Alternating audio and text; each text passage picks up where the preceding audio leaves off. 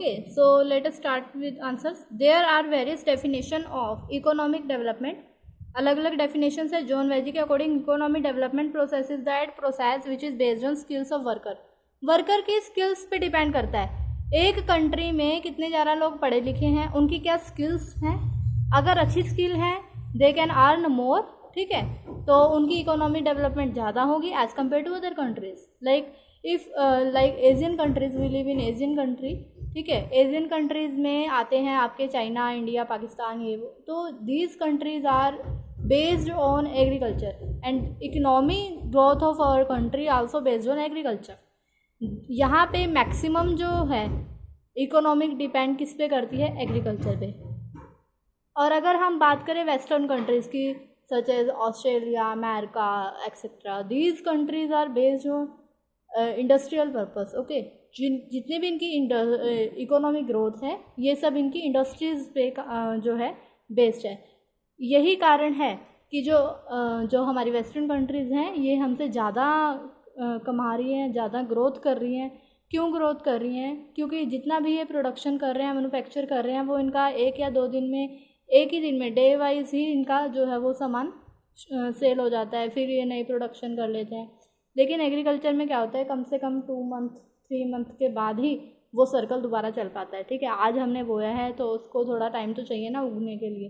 तो इसलिए जो है इन एशियन कंट्रीज़ की जो डेवलपमेंट, इकोनॉमी डेवलपमेंट है वो थोड़ी स्लो है. ठीक है. सो एजुकेशन हमारे जो है स्किल पे डिपेंड करती है, लेबर पे काम करती है, कितना हम जो है लेबर कर रहे हैं. व्यक्तियों के, देश की प्रकृति, साधनों पे उनके कितने कैसे साधन हैं, ठीक है, जो अवेलेबल हैं. और education is a seed and flower of economy development. दूसरी सबसे बड़ी चीज़ है एजुकेशन. अगर यहाँ के लोग इलिटरेट हैं, पढ़े लिखे नहीं हैं, तो यहाँ इतनी ज़्यादा इकोनॉमी डेवलपमेंट नहीं होगी as compare to other countries where more people are literated. Okay, so this is your question number 26. Next move to number 27. What are the main factors which affect economic development. अब हमने पढ़ लिया कि economic development होती क्या है. अब इसके फैक्टर्स क्या हैं, क्या चीज़ें हैं, कौन सी प्रॉब्लम्स हैं जो इसको इफ़ेक्ट डालती हैं, जो इस पर अफेक्ट डालती हैं, इसको प्रभावित कर रही हैं. One country lacks in a natural resources and lot of economic policies are based on the foreign trade. वही बात आ गई, अभी बताया. नेचुरल रिसोर्सेज पे ज़्यादा डिपेंड करती है एक कंट्री, तो उसको जो दूसरी चीज़ें हैं वो ट्रेड करनी पड़ती है फ़ॉरेन से उसको मंगवानी पड़ती हैं. बहुत सारी चीज़ें हैं, उसको कई संसाधन है जो उसके खुद के देश में नहीं है, तो उसे दूसरे देश से मंगवाने पड़ेंगे. फॉर एग्ज़ाम्पल जो हमारा मान लो इंडिया है, ऑयल इसको बाहर से मंगवाना पड़ रहा है. ठीक है, ऑयल, पेट्रोलियम, ठीक है, तो क्या हो रहा है, ज़्यादा महंगा हो रहा है. ठीक है, अगर अपनी कंट्री में होता इतना ऑयल तो हमें इतना महंगा ना पड़ता.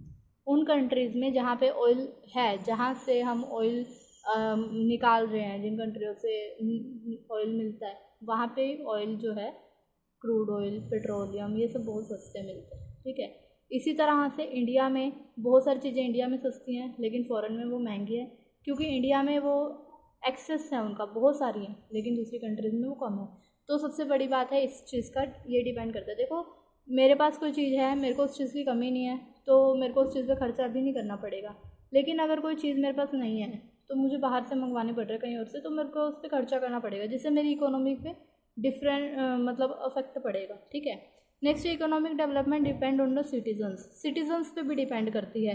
प्रॉब्लम आती है, they think about themself rather than the society. People अपने बारे में ही सोचते हैं, they only think about themself. विभिन्न धर्मों, जातियों के जो लोग हैं उनका मिश्रण है, वो सब अपना अपना सोचते हैं, अपना आर्थिक विकास पूरा करना चाहते हैं. जैसे टैक्सेस नहीं पे करते, वो सोचते हैं हमें अपना पैसा बचाना है, हमें अपना टैक्स बचाना है, हम क्यों पे करें, है ना.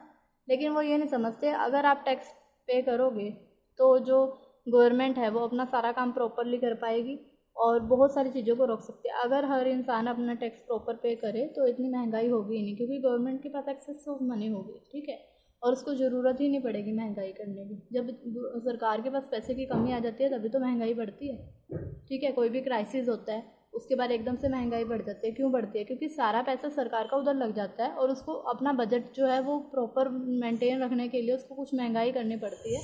ठीक है, उसकी कुछ लिमिट्स होती हैं. उसके बाद है people are suffering from poverty due to the unemployment.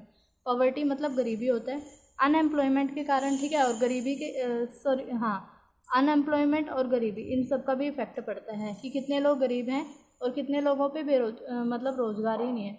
अगर सब लोग, हर एक घर में कम से कम अगर 8 लोग हैं तो उनमें से कम 3 या 4 लोग अगर नौकरी कर रहे हैं तो वो इजीली सर्वाइव कर पाएंगे। लेकिन अगर उनके घर में अनएम्प्लॉयमेंट है, ज़्यादा मैक्सिमम जो है वो अनएम्प्लॉय हैं, तो देयर इज़ अ प्रॉब्लम, ठीक है। तो इसलिए ये चीज़ भी फ़र्क जो है पड़ता है इस चीज़ का। कहीं इतने गरीब होते हैं वो पढ़ ही नहीं पाते, अगर एजुकेशन नहीं होगी वो पढ़ ही नहीं पाएंगे, वो जॉब नहीं कर पाएंगे, ठीक है। तो ये सब डिपेंड करता है इकोनॉमिक डेवलपमेंट पे। Increasing population of India also fact.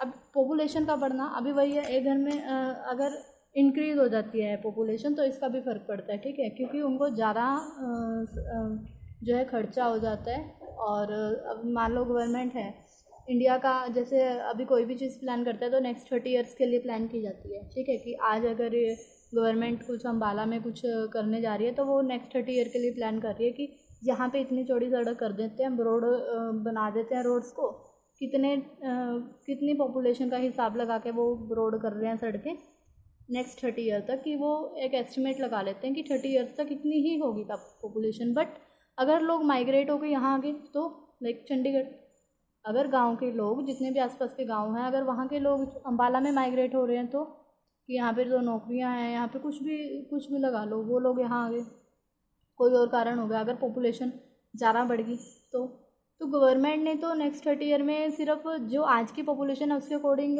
He estimate लगाया था ना कि चलो इतनी बढ़ जाएगी। लेकिन अगर दूसरे लोग वहाँ से माइग्रेट होकर आ रहे हैं या पॉपुलेशन कुछ ज़्यादा ही बढ़ रही है तो उस सब का इफेक्ट पड़ेगा, ठीक है। उनको रहना खाना सब कुछ चाहिए, जगह भी चाहिए, ठीक है, तो उस चीज़ से भी इकोनॉमी में फ़र्क पड़ेगा। Our government is divided into 2 parts, central government and region. हमारी गवर्नमेंट भी हमें पता है 2 पार्ट्स में डिवाइड है, राज्य सरकार होती है, ठीक है, और क्षेत्रीय सरकार होती है, सेंट्रल और रीजन गवर्नमेंट।